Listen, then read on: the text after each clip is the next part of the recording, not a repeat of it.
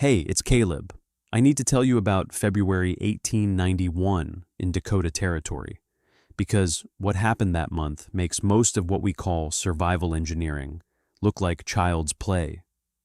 So picture this. It's the middle of winter. Not mild winter. I'm talking about the kind where the thermometer doesn't climb above -20 for 3 weeks straight. The kind where, if you're caught outside for 20 minutes without shelter, you start losing your fingers. The settlers in Dakota Territory had been warned about this. The railroad companies, the government, people who'd survived out there, they all said the same thing. If you're going to make it, you need a way to stay warm. A fireplace, a chimney, a way to burn wood and keep the heat inside. But out on the prairie that winter, something else was happening. Let me paint you a picture. A Norwegian farmer named Ole Eriksson was sitting in his cabin one night in late January. It was maybe 15 below outside. His wife, her name was Ingrid.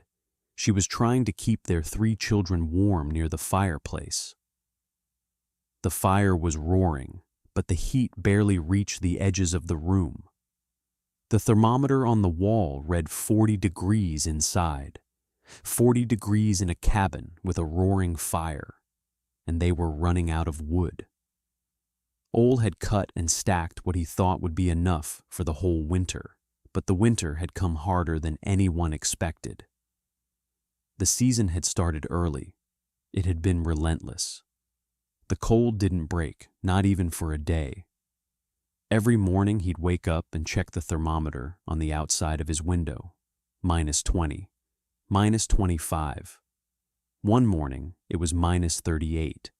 His youngest son, Thomas, was standing there with a wooden toy soldier in his hand. A toy his wife had carved for him 2 years ago. She'd worked on it through a whole winter, shaping it with a knife, smoothing it with fine sand, painting the uniform with berry dyes. It was one of the few beautiful things they had. And Ole could see where this was going. He could see the moment coming when that toy wasn't going to be a toy anymore. It was going to be fuel. Ingrid noticed him looking at the toy. She said, "We won't burn it, Ole, we won't." But her voice wasn't certain. And when Ole looked at his children, Thomas and his 2 older sisters, huddled in blankets near the fire, shivering despite the roaring flames, he understood what desperation actually meant. It meant you'd burn things that mattered. It meant you'd sacrifice the things that gave your kids something other than cold and hunger. It meant choosing between beauty and warmth, and choosing warmth every time. Meanwhile, maybe a mile and a half away, there was a Ukrainian widow named Katarina Sokolova living in a cabin that made everyone in the territory absolutely certain she was going to watch her children freeze to death.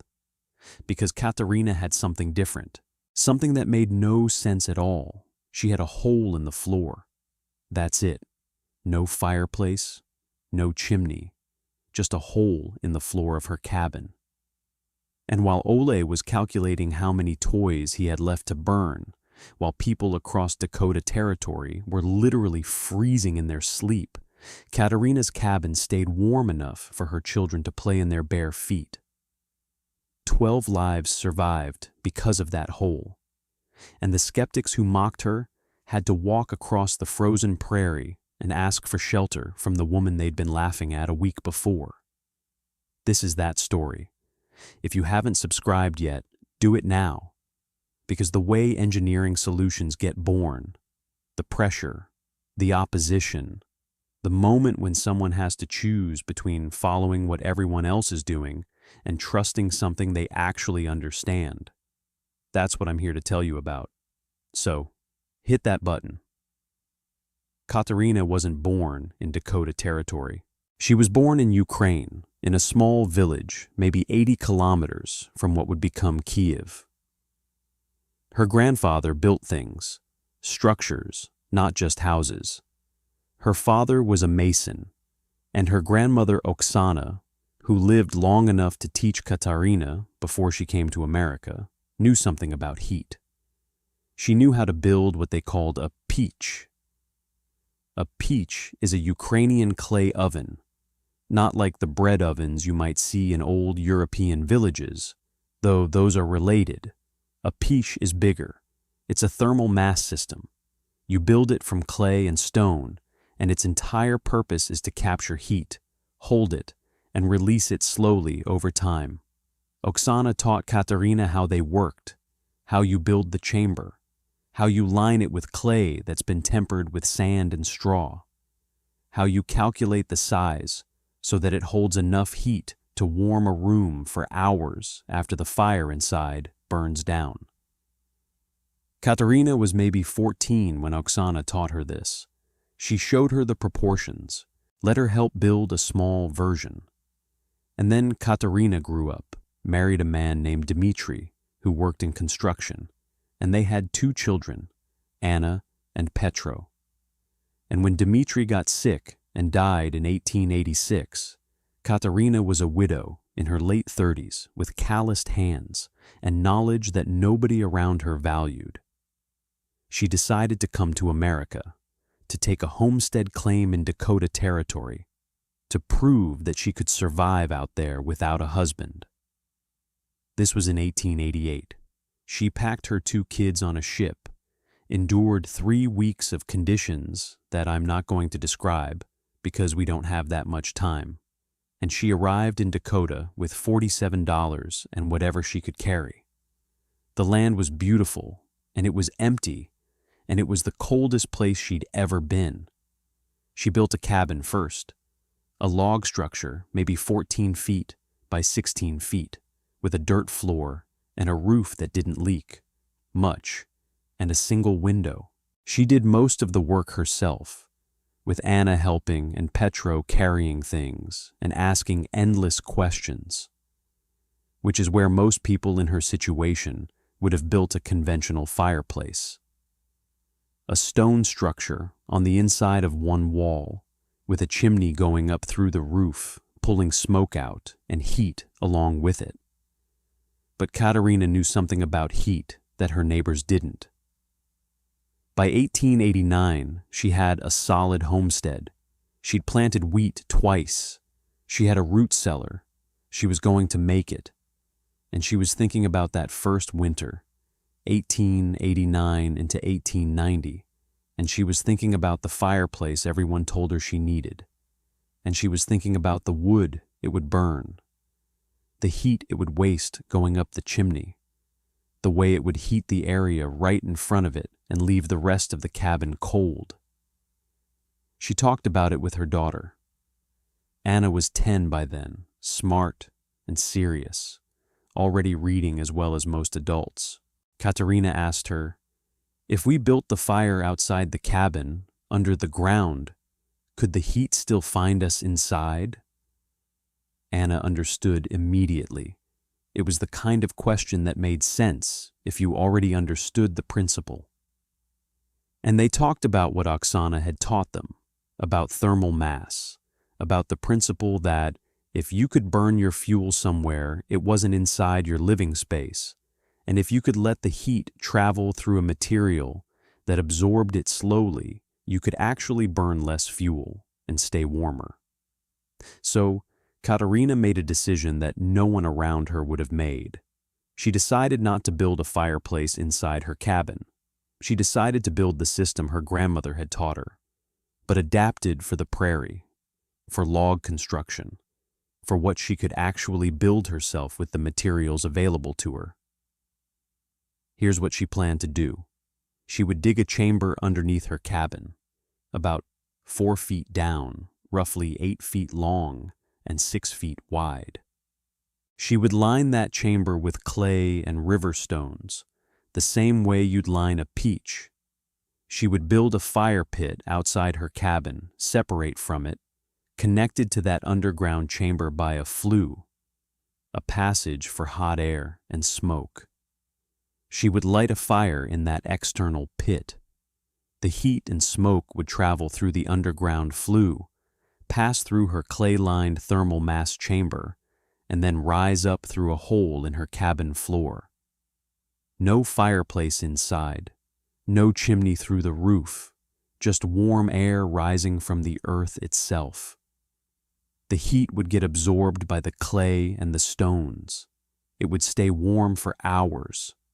Her cabin would stay warm through the night on one or two small fires instead of continuously burning a massive fireplace that lost half its heat up a chimney. It sounds logical when I explain it like this.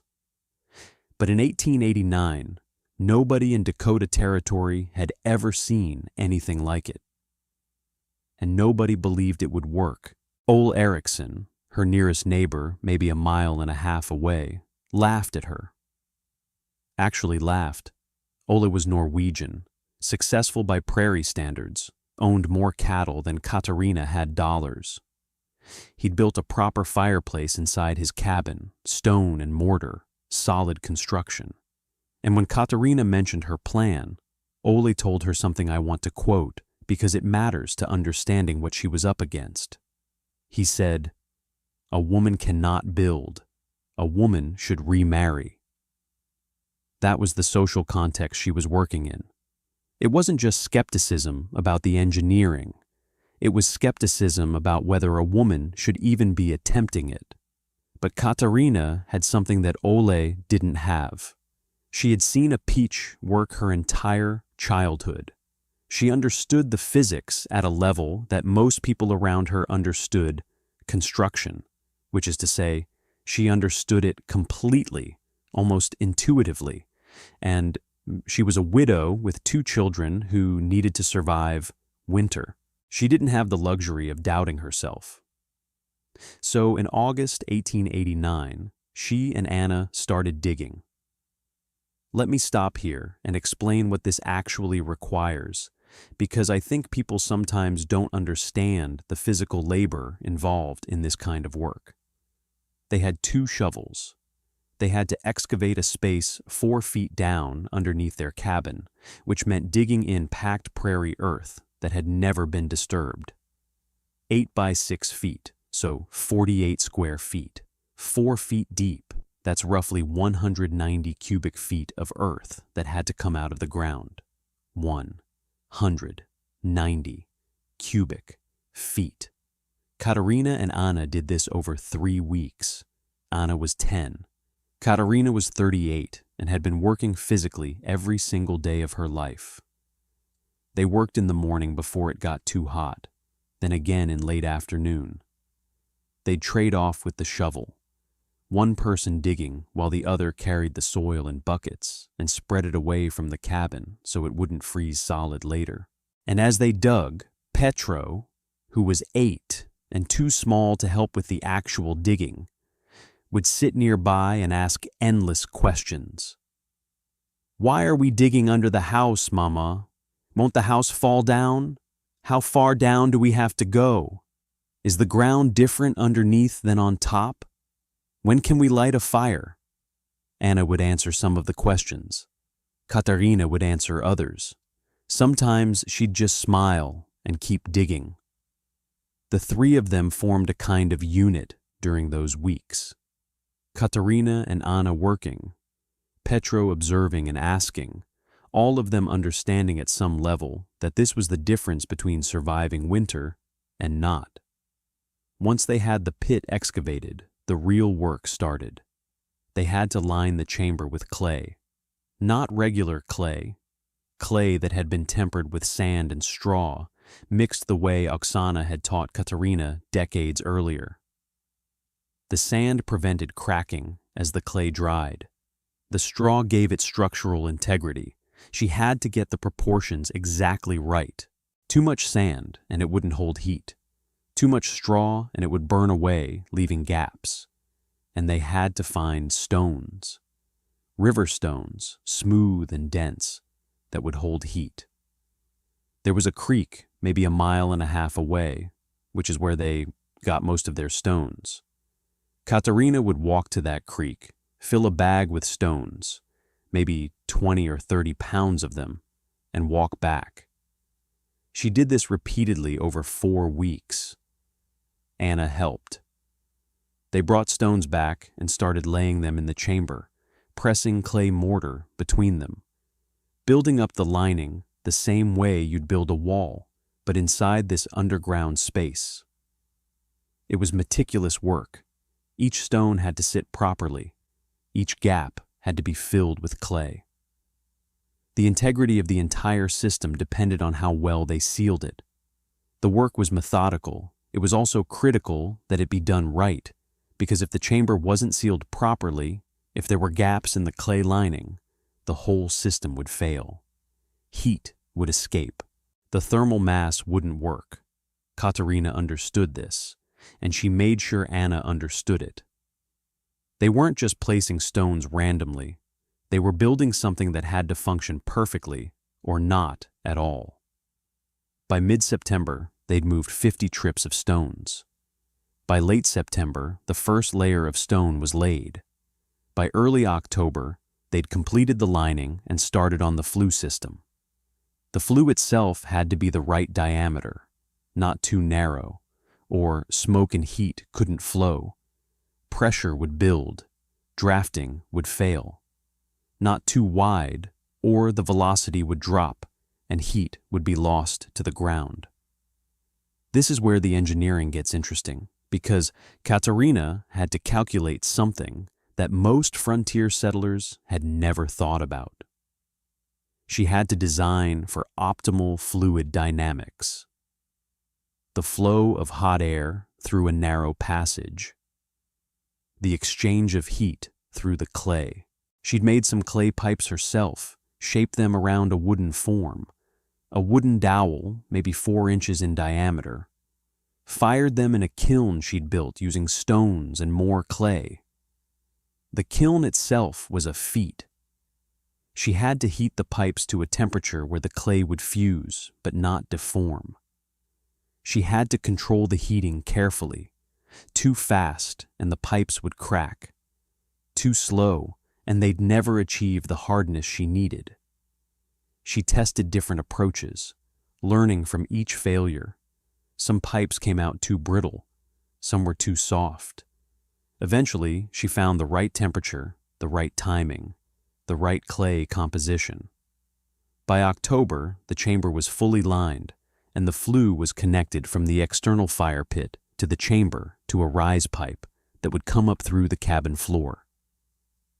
The system was complete in theory. Each component had to work together. The external fire had to produce enough heat. The flue had to carry it efficiently. The chamber had to absorb it and hold it. The rise pipe had to deliver it to the cabin without losing too much to the surrounding earth. It was all connected. Change one thing and the whole system could fail. Katarina understood this. She checked and rechecked every connection, but she had no idea if it would actually work. So she lit a fire in the external pit one cold October day. Small fire, just wood, and she waited, and heat came up through the hole in the floor.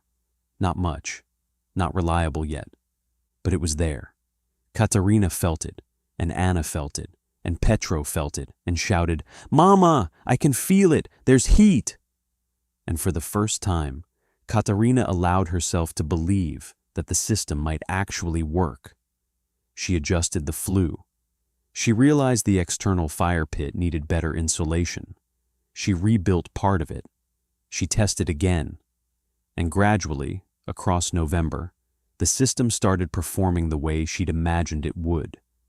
The heat came up more reliably. The cabin began to hold warmth.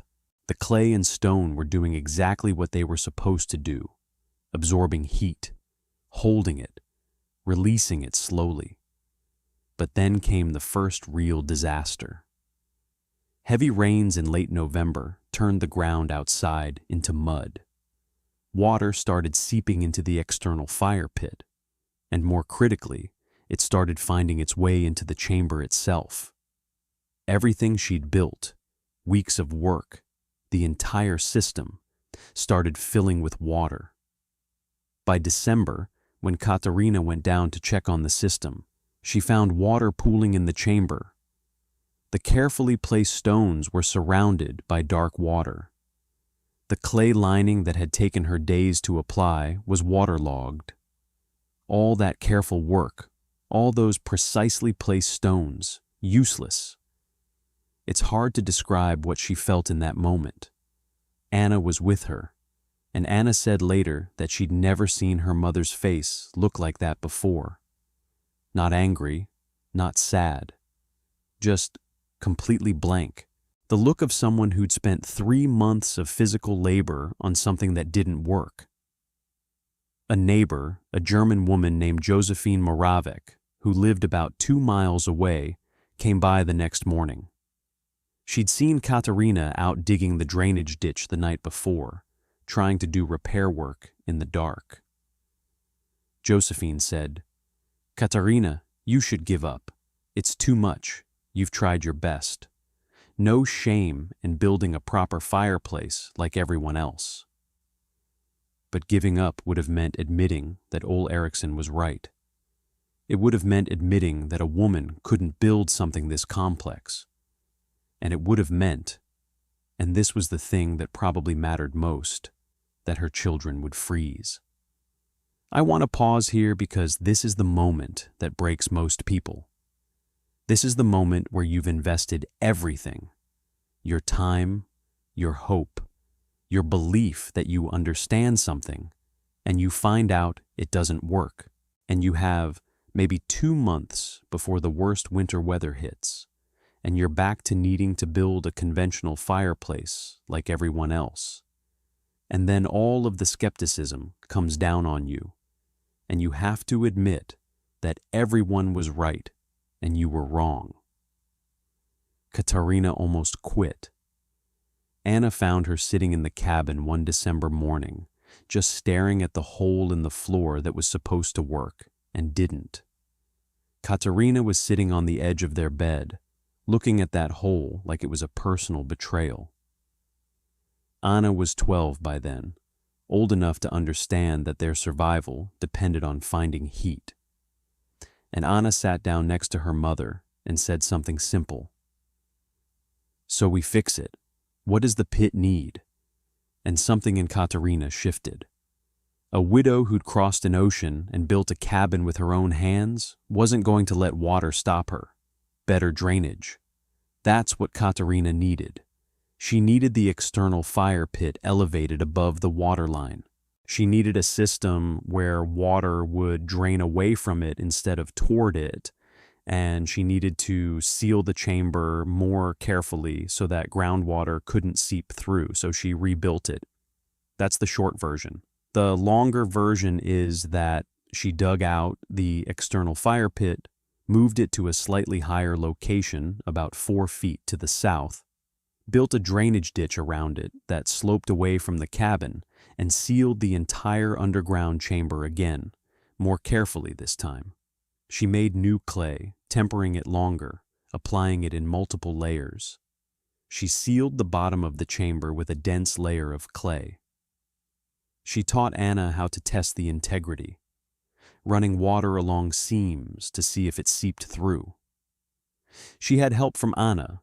She had Petro bringing water and asking questions. "Why are we making it higher, Mama? Does water really want to go downhill? Can we make sure it goes the right way?" And Katarina would answer, between applications of clay. The work took 3 weeks.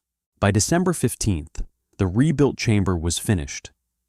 By December 18th, she'd reconnected the flue system, and by December 20th, 1889, she lit a fire in the external pit again. This time, it worked. Not perfectly, but it worked. Heat came up through the hole in the floor. The cabin stayed warm. The clay and stone thermal mass absorbed the heat from the fire, and hours later, when the fire burned down, the cabin was still above 50 degrees Fahrenheit, while the outside temperature was below 0. They tested it obsessively over the next 2 weeks, lighting fires at different times of day, measuring how long the heat lasted, checking temperature with their hands at different points in the cabin. Katarina kept notes using charcoal on bark. It wasn't pretty, but it was data, and the data showed her that the system worked. Here's where I need to tell you the numbers, because this is where her system became undeniably better than what her neighbors had. A conventional fireplace radiates heat in a radius. You're warm in front of it. The sides of the cabin are cold. The back is colder. You're burning massive amounts of wood to keep a fire hot enough to radiate all that distance. Katarina was burning maybe 2/3 the amount of wood. Her entire cabin was warm. The thermal mass system meant that heat wasn't being wasted up a chimney. It was being held in the clay and the stone, released slowly, more efficiently than any fireplace system on the prairie. But nobody believed this yet. The proof was just a widow and her kids saying their cabin was warm. And it was the middle of winter. The real test was coming. Then came the winter of 1890 and 1891. And in February of 1891, it was one of the worst winters the territory had experienced. Temperatures dropped to -38 degrees. Blizzards came in waves. Snow drifted against cabins until people couldn't open their doors without shoveling through feet of packed snow first. And this is where Ole Eriksson's desperation intersects with Katarina's solution. Ole had a proper fireplace. He had resources. He'd been dismissive of Katarina's system. But by mid-February, his family was burning furniture to keep warm. His children were huddled near the fireplace, burning wood at a rate he couldn't sustain. He was running out of fuel. The wood he'd cut the previous summer, the wood he was absolutely certain would last the winter, was nearly gone. He had maybe 2 weeks of firewood left, and winter in Dakota Territory typically lasted until April.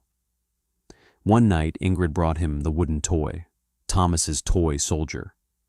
She didn't say anything. She just held it out to him. It was a beautiful piece of work, carved with detail, smoothed with care. Something that had come from her hands, from her heart, created for her child. Ole took it, and the next morning he broke it apart and burned it. Thomas watched it burn without crying, which somehow made it worse. The little boy just stood there, watching his toy turn to ash, understanding in the way children do that this meant something about how desperate things had become. Ole's face that morning, I can imagine it. The face of a man who'd been successful, who'd followed the rules, who'd made proper choices, and who was still losing. And he could see, across the prairie, on a relatively clear day, smoke coming from Katarina's cabin. Just a thin column of smoke from the external fire pit, not the thick smoke of continuous burning that he was producing. Thin, minimal, efficient. 2 families from neighboring claims had already abandoned their homesteads during that blizzard and fled to the nearest town. The Novak family, the Olsons. They loaded their essential belongings on sleighs and just left. The Olsons lost their youngest daughter to cold exposure during the journey. She was 4 years old. They made it to town with her body in the sleigh. That was the kind of winter it was. The Moravec family, that same Josephine who'd told Katarina to give up, she and her husband and their 4 children nearly died in their cabin. They ran out of firewood completely on February 14th. The temperature in their cabin dropped below freezing. Josephine's husband wanted to break up the cabin furniture, but the wood was frozen solid and brittle. It wouldn't split. It wouldn't burn. They huddled together under every blanket they had for 2 days, all 6 of them in one small bed, trying to generate body heat, trying to stay alive. On the second night, the youngest, a girl of 6, stopped shivering. which was the worst sign. Josephine knew that hypothermia had set in. The body had given up trying to stay warm. But then on the afternoon of the third day, a neighbor managed to bring them firewood from town. The fire roared to life. They warmed the cabin. The girl recovered, though she was never quite the same. She'd experienced something the human body shouldn't experience. It was touch and go whether the youngest would survive the exposure. And there was Katarina's cabin, warm enough for her children to play in their bare feet, warm enough that she could feed people and give them shelter, warm enough that when word spread about the heating system actually working, people started paying attention.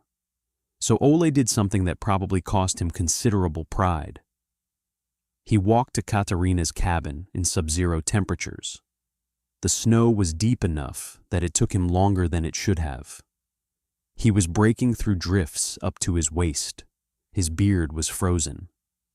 When he got to her door, he knocked. Katarina opened it, and Ole was standing there in the cold, and behind him, the wind was whistling across the prairie, and he couldn't quite figure out how to say what he needed to say. Because admitting that the woman he'd mocked for months had solved a problem he couldn't solve, that was asking a lot of his pride. Katarina looked at him. She could see his desperation written across his face. She could see the frost in his beard. She could see the surrender in his shoulders. He said, "My family?" He didn't have to finish. Katarina knew. And I imagine she also knew that taking pity on him, rubbing his face in being wrong, wasn't going to help anyone. So she said something simple. "Come inside. Bring your family." Ole brought his wife and his 3 children. They arrived on sleighs with their essential belongings, basically abandoning the homestead until spring. They'd stripped the cabin of what was portable, blankets, clothing, food. What they couldn't carry, they left. A cabin without heat would preserve the furniture anyway. Katarina's cabin had 14 people in it by nightfall. 13, actually. Ole and Ingrid and their 3 children, plus Katarina and Anna and Petro. A 14-foot by 16-foot log cabin with 14 people in it. There wasn't space to lie down without lying against someone else, and it stayed warm. Ole watched the system work. He stood near the hole in the floor and felt the heat rising. It was different from fireplace heat. It didn't blast at him from a central location. It came from the ground itself, spreading throughout the space, even reaching the corners where no fireplace could ever reach. He felt it on his feet. He felt the cabin walls warming up. The frost that had been forming on the interior logs started to melt. The next morning, he walked to the hole in the floor and put his hand down it. Warmth, consistent warmth. He could feel the heat traveling from underground, rising through the clay-lined chamber beneath them. Proof that the system was doing exactly what Katarina said it would do. He said to Katarina, "How?" And Katarina explained it. She showed him the external fire pit from the window. She described the clay lining, the stone thermal mass, the physics of it. She said, "Heat wants to move. If you understand that, if you can slow it down and direct it, you can do more with less." Ole nodded. He understood. And he realized something he probably hadn't wanted to admit, that Katarina understood something about engineering that went beyond just building things. She understood how to make them work, how to make them efficient, how to work with the physical principles she'd learned, not against them. Here's what happened next. Word spread. By the 3rd week of February, 4 other families from neighboring claims had moved into Katarina's cabin or asked for shelter nearby. She couldn't fit them all, but she helped anyway. She gave fuel from her winter supply. She provided what heat her system could produce. She taught others about the underground fire pit so they could keep themselves warm while outside. 12 people in total lived in or received direct help from that cabin during that catastrophic blizzard. 12. That number was documented later when land records were filed. 12 lives that wouldn't have survived without that hole in the floor. And by late February, when the weather started to break and temperatures rose from -38 to -15 to finally above zero, Ole Eriksson made an announcement to the neighbors who'd gathered. He was going to build a system like Katarina's. In fact, 6 neighbors were going to build versions of it, and they asked Katarina if she'd help them design and build the systems in spring. She said yes.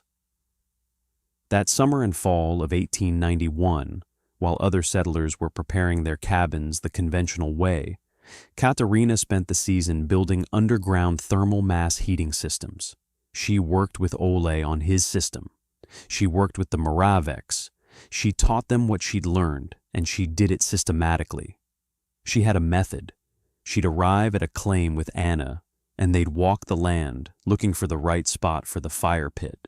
It had to be south-facing, so the wind would carry the smoke away from the cabin. It had to be elevated, so water would drain. It had to be close enough that the flue wouldn't lose too much heat in transit, but far enough that embers wouldn't be a fire risk. Katarina would sometimes stand for an hour at a location, just observing the light and the wind before making a decision. She taught Ole how to calculate chamber size based on cabin volume, the ratio of thermal mass to room space. She explained it to him carefully, making sure he understood the principle before he understood the numbers. She said, "If your room is twice as big, you need twice as much clay and stone. But the fire doesn't have to be twice as hot. Do you see why?" And Ole would think about it, and eventually he'd understand. The efficiency scaled non-linearly with the mass. A small system was better than a big system, because the ratio of thermal storage to heat loss was better. She showed Anna how to test flue temperatures using a piece of metal as a thermometer. Hold it at different points along the flue. You could feel where the heat was traveling too fast, where it was losing energy to the ground, where it was flowing smoothly. The human hand was a better instrument than anything you could buy because it had intuition. It had the accumulated knowledge of every sensation it had ever felt. She walked other settlers to the creek to help them find the right stones, understanding that stone selection mattered. Not all stones would do. They had to be dense. They had to be able to handle temperature cycling without cracking. Granite worked. Limestone worked. Sandstone didn't. She could tell by looking and by weight. She taught settlers to carry a stone and feel its density. "If it's too light, it won't hold heat long enough," she'd say. "The heat will pass right through. You want something that can absorb and hold." She showed them how to test stones in her hands, rolling them, feeling their texture. River stones were best because the river had already tested them, had already broken the weak ones. This is where I want to bring in the engineering specifics, because this system wasn't just folk tradition, it was sound physics applied to frontier conditions. Your thermal mass heats up during the fire-burning period and cools down during the no-fire period. The capacity depends on the specific heat of your material, how much energy it takes to heat it up, and your cabin depends on the amount of mass you can fit underneath it and the temperature difference between the inside and outside. Clay has a specific heat of about 920 joules per kilogram. Stone is similar, maybe 800 joules per kilogram. If Katarina's chamber was roughly 2 cubic meters, and her cabin was small, so it probably was, and it was filled with clay and stone, You're talking about maybe 3,000 kilograms of thermal mass. At a temperature swing of about 30 degrees Fahrenheit, from outside to inside, you're storing roughly 90 million joules of heat per fire cycle. That's enough energy to keep a small cabin livable through most of a night on 1 or 2 fires. Let me break this down more clearly, because this is where the engineering beauty becomes obvious. A conventional fireplace burns, say, 100 pounds of wood per night. That produces heat at a very high temperature, maybe 800 degrees inside the firebox. But here's the problem. As soon as that heat tries to spread through the room, it's fighting the temperature gradient. Cold air is flowing in from everywhere. Windows, cracks, doors. The fireplace has to maintain constant burning just to keep up with the heat loss. It's a losing battle. Katarina's system doesn't try to win that battle. Instead, it plays a different game. It burns a small fire, maybe 30 pounds of wood. That fire heats the clay and stone chamber to maybe 300 degrees. That's hot, but not as hot as the fireplace. But here's the key difference. That 300-degree mass isn't trying to compete with the entire cold prairie. It's just slowly releasing heat. The cabin warms to 50 degrees and stays there. The heat loss from the cabin to the outside gradually cools the thermal mass, but very slowly. By morning, the cabin is still 45 degrees. You light a new fire, and the system recharges. The physics is elegant. And the remarkable thing is that Katarina understood it without any formal training. She understood it from watching her grandmother's peach work. She understood it from trial and failure. She understood it from paying attention to what actually happened. The thermal efficiency of that system is remarkable. My grandfather, who was Finnish and understood these things, built something similar in Minnesota in the 1920s, though he never got it quite as elegant as Katarina's system. He'd tell me about calculating the flue diameter, about the importance of clay tempering, about the physics of convection.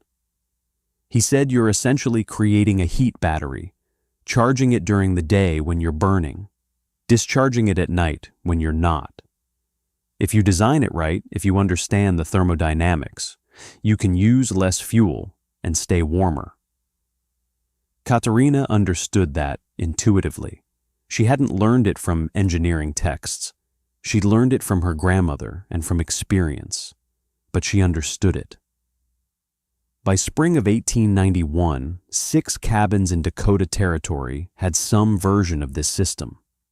By the following winter, maybe 15 families had built them. By the turn of the century, settlers across the northern frontier were using variations of the same design. And the design got refined over time, informed by failures and successes. But here's where the bureaucracy came in. There was a land agent named Thomas Harwick, who was responsible for verifying that settlers were making recognized improvements to their claims. A recognized improvement was something like a permanent structure, fencing, cultivation of crops, things that the government understood and could count. A hole in the floor wasn't exactly on that list. Harwick visited Katarina's homestead in April of 1891 to formally inspect her claim. He rode out from the land office on horseback, expecting to find a conventional homestead with the usual improvements. He walked around the cabin, and he looked at the hole in the floor, which would have looked pretty strange to someone who'd never seen it before. He looked at the external fire pit. He looked at the underground flue system that she'd built, and he told her that he wasn't sure this qualified as an improvement. It was clever, he said, but was it a recognized improvement? The regulation was specific. It had to be a permanent, recognized structure that increased the value of the claim. Katarina made a decision in that moment. She asked Harwick to sit in her cabin at night. She asked him to stay from sunset to sunrise. He was skeptical, but he agreed. It was April, so it wasn't as cold as February had been, but it was still below freezing at night. He sat in her cabin, and as the sun went down, he felt the warmth, and he asked questions. Katarina explained it. She showed him the numbers, how much less wood it burned than a conventional fireplace, how the thermal mass worked, why it was superior. She took him outside and showed him the fire pit, explained the design. She showed him Anna's notes on temperature readings. And the next morning, Harwick approved her claim. More than that, he filed a report with the territorial governor describing the system, calling it an innovative approach to frontier heating that demonstrates engineering principles and practical application worthy of recognition as a legitimate improvement to homestead claims. Her claim was secure. Her system was officially recognized. The superintendent of schools even sent a message asking if Katarina would be willing to work with a geology professor at the Territorial University who wanted to study the system. A professor named Caleb Worth came out in the summer of 1891 to examine it. He was skeptical at first. He'd heard about the system. Word had spread through academic circles, but he was prepared to find it was folk tradition dressed up as engineering. He arrived with measuring instruments, thermometers, notebooks. He was ready to be disappointed. Katarina showed him everything. She didn't apologize for anything. She explained the system methodically, showing him the flue, the chamber, the external fire pit. He asked questions, and she answered them precisely. She showed him Anna's notes, temperature readings over weeks, variations by time of day, comparisons between different fire loads. The notes were careful. The observations were precise. The conclusions were sound. He measured everything. He took samples of the clay and the stones. He measured temperatures at different depths and at different times of day. He let a fire burn and watched the heat travel through the system. He measured the rate at which the cabin cooled after the fire burned down. He recorded all of it. And then he went back to the university and wrote a report. He wrote that the system was as sophisticated an engineering solution to heating as I have encountered in my years of study, conceived and executed with a clarity of physical understanding that would be remarkable in any context, and is rendered extraordinary by the constraints of the frontier environment and the absence of formal training on the part of the designer. He noted that the efficiency, fuel burned to heat delivered, exceeded conventional fireplaces by a factor of 2 to 3. He recommended the system for serious study and possible adoption in other frontier contexts. He noted that the designer possessed an intuitive understanding of thermodynamic principles that suggested either native genius or extraordinary opportunity for observation and learning. He concluded that this was a matter worthy of serious attention by the engineering community. This wasn't a romantic version of a folk solution. This was a real engineer, trained at an Eastern university, acknowledging that a frontier widow with no formal training had designed something that worked, and worked better than anything in his own field had produced. Petro, her youngest son, who'd been the sickly child, the one who got cold easily and asked endless questions, he grew healthy. He worked with his mother on all the building projects, and he decided very young that he wanted to understand how things worked. He became an engineer. There are architectural records from the 1920s and 1930s that show his name associated with heating system designs in North Dakota. He took what his mother had built and refined it, optimized it, scaled it for larger buildings.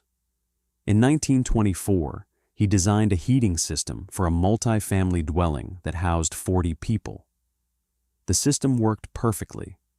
In his notes, he wrote that he'd learned the most important engineering lesson of his life, watching his mother refuse to quit. He understood that engineering wasn't just about understanding physics. It was about understanding people. It was about persistence. Anna became a teacher, and in her teaching, she made sure that students understood not just how to follow instructions, but how to understand the principles behind them.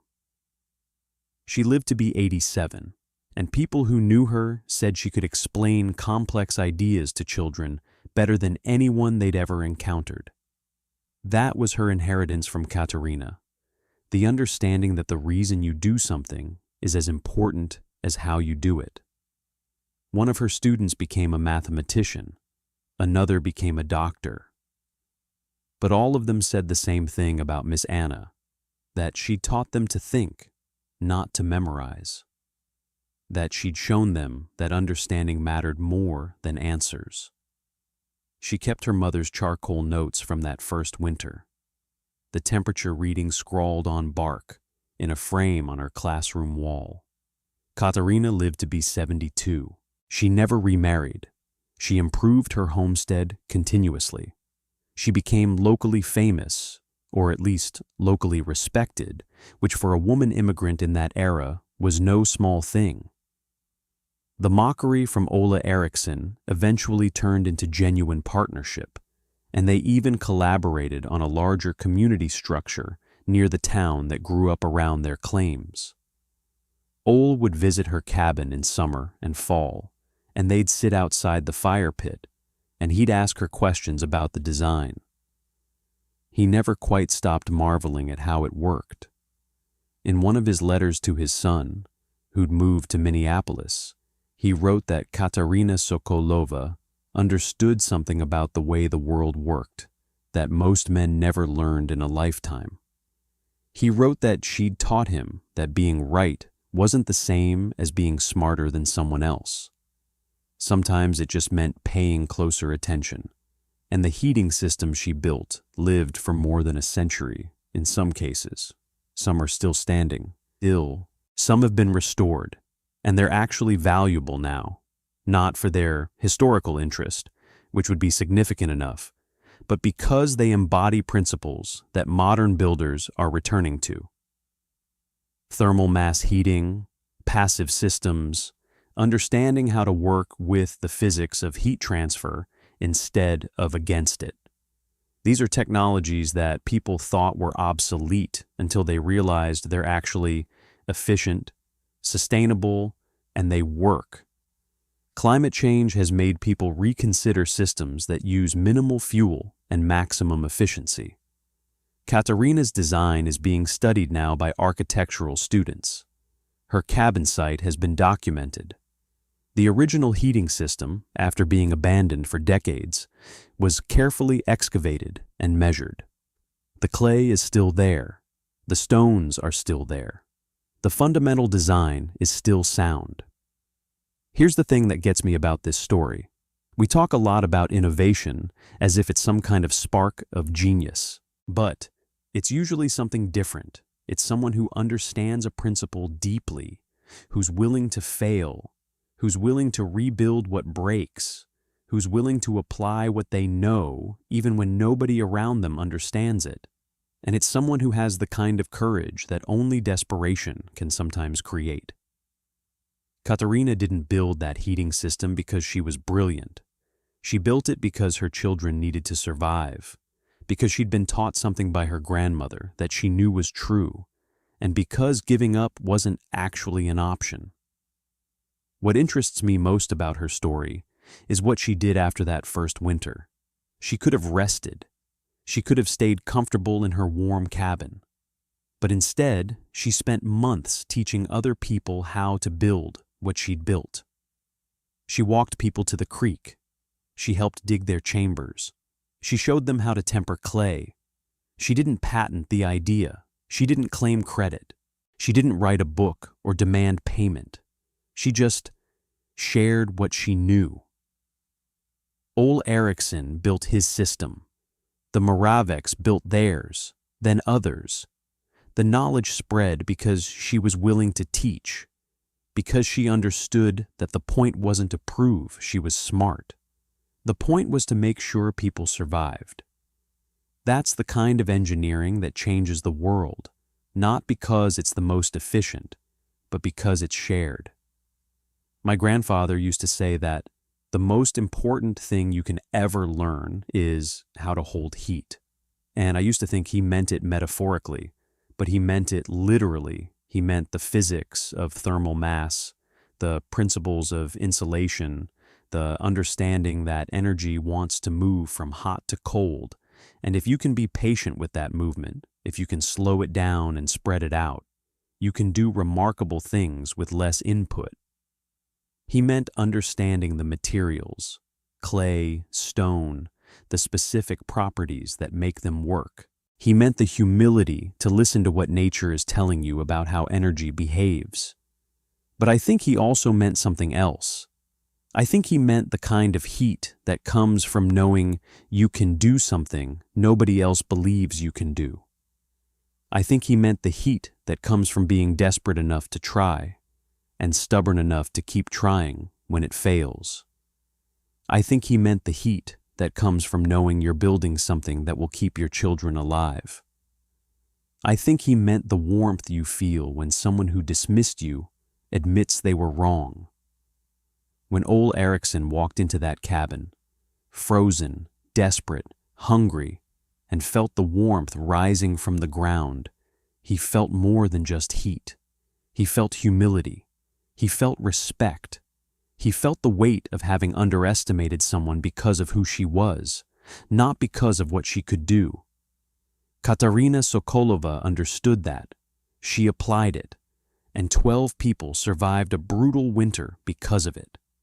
Because she knew how to hold heat, because she understood the principles, because she had the courage to build something nobody else believed in, and because, in the worst moment, when everything she'd built was filled with water and useless, she sat down with her daughter and said, "So we fix it."